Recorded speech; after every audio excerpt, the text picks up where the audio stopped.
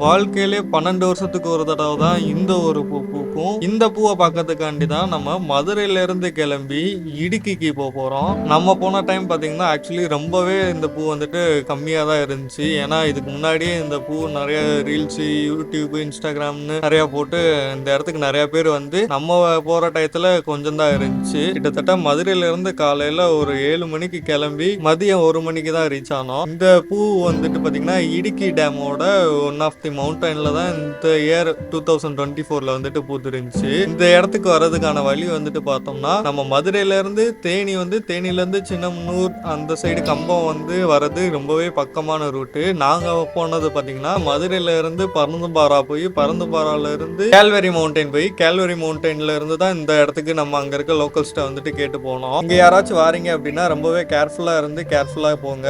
ஏன்னா ரொம்பவே ஸ்லிப்பரியான ஏரியா, ரொம்ப காத்தடிக்கக்கூடிய ஏரியா.